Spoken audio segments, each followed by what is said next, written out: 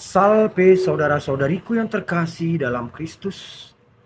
Hari ini kita bertemu dalam renungan Harian Katolik hari Minggu 17 Maret 2024, yaitu Minggu Prapaskah yang kelima.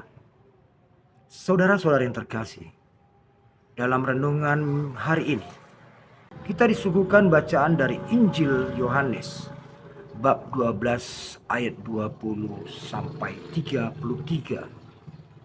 Tema renungan kita, Yesus memberitakan kabar kematiannya.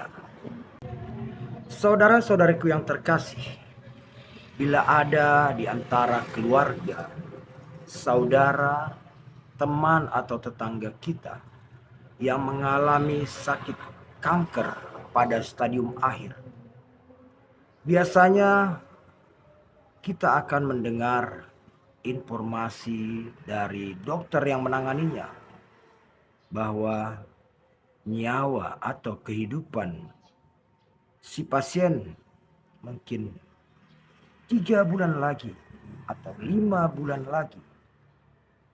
Ini dibuat oleh dokter, dinyatakan oleh dokter, bukan sembarangan, tapi dengan analisa kedokteran yang ia miliki, ilmu kedokteran yang ia miliki. Dia analisa kemampuan tubuh si pasien dengan percepatan perkembangan penyakit yang bersarang di tubuhnya. Sehingga dokter memberi prediksi waktu umur si pasien. Mendengar informasi ini, biasanya keluarga pasien akan sangat terpukul. Oleh karena itu berita ini biasanya tidak disampaikan kepada pasien langsung, melainkan kepada salah satu keluarga pasien yang dianggap kuat untuk menerima berita ini. Sang keluarga yang menerima berita ini tentu sangat terpukul, sebab ia tahu berapa lama lagi ia akan melihat keluarganya dalam keadaan hidup. Nah, saudara-saudara yang terkasih, dalam Injil hari ini, Yesus tahu saat dia akan mati atau wafat. Mengapa Yesus tahu? Karena Yesus adalah Allah. Karena Yesus datang untuk melaksanakan rencana karya penyelamatan Allah akan manusia yang telah terbelenggu di dalam dosa. Saat orang-orang Yunani berkata kepada Filipus mereka ingin bertemu Yesus, dan Filipus memberitakan kepada Andreas, dan mereka bersama-sama bertanya, memberitahukan kepada Yesus. Yesus menjawab, saatnya sudah dekat.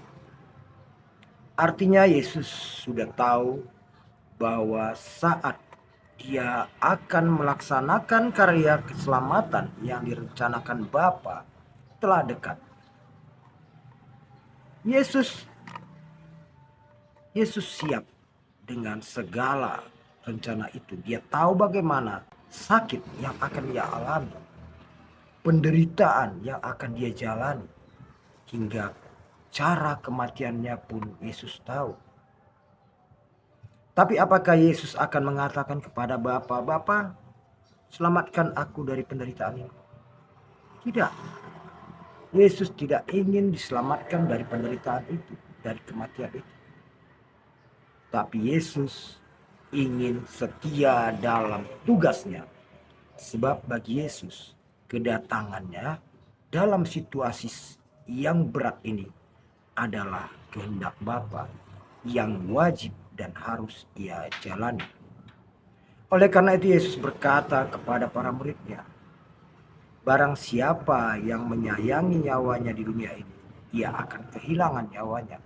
Tapi barang siapa yang tidak menyayangi nyawanya di dunia ini, ia akan memeliharanya. Artinya, kehidupan atau nyawa kita di dunia ini adalah hanya pendahuluan. Bukan ini kehidupan sesungguhnya yang direncanakan Tuhan bagi kita. Tapi ada kehidupan selanjutnya. Kehidupan yang kekal. Kehidupan yang penuh sukacita. Itu makanya Yesus berkata, siapa yang menyayangi nyawanya di dunia ini, ia akan kehilangan nyawanya di kehidupan kekal. Tapi barang siapa yang tidak mencintai nyawanya di dunia ini, ia akan mendapatkan atau memelihara nyawanya di kehidupan kekal. Artinya kita tidak boleh lebih cinta kehidupan yang sementara ini, tapi kita harus lebih mencintai kehidupan yang kekal, yang tiada akhir, yang penuh sukacita. Dan itu akan dapat kita raih dengan mengorbankan kehidupan yang sementara di dunia ini. Peziarahan yang sebentar ini. Sebab kehidupan di dunia itu sifatnya sementara. Untuk kita pertaruhkan dalam meraih kehidupan yang ada. Nah, saudara-saudari yang terkasih, Yesus sendiri telah memberi contoh bagaimana ia rela. Sikap Yesus ini adalah contoh bagi kita yang harus kita teladani. Bagaimana kita harus merelakan kebahagiaan, bahkan nyawa kita yang sementara ini, untuk bekal dalam meraih kebahagiaan yang abadi dan kehidupan yang abadi.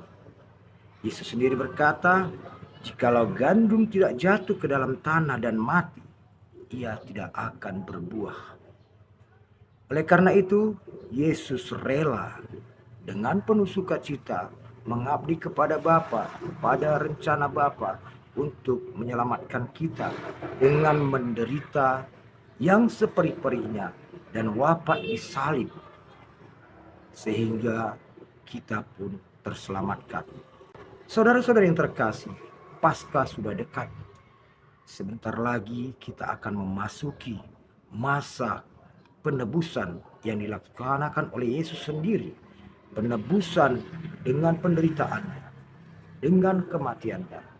Marilah kita isi waktu yang masih sisa ini untuk mengalahkan diri, merelakan segala kebahagiaan duniawi, bahkan rela melepas segala kecintaan akan dunia, kecintaan akan nyawa kita, agar kita dapat meneladani seperti yang dilakukan Yesus, yaitu melepas segala sukacita dan kehidupannya, jatuh ke dalam dunia kematian dan bangkit kembali.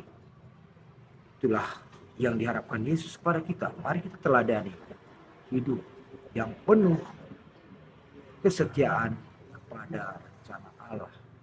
Hidup yang benar-benar meneladani Yesus, yang lebih mencintai kehidupan abadi daripada kehidupan yang sementara. Kita harus rela, kita harus siap dengan segala beban hidup yang kita alami, dengan satu tujuan, kehidupan abadi bersama Bapa di surga. Selamat masa Prapaskah pekan yang kelima. Tuhan memberkati.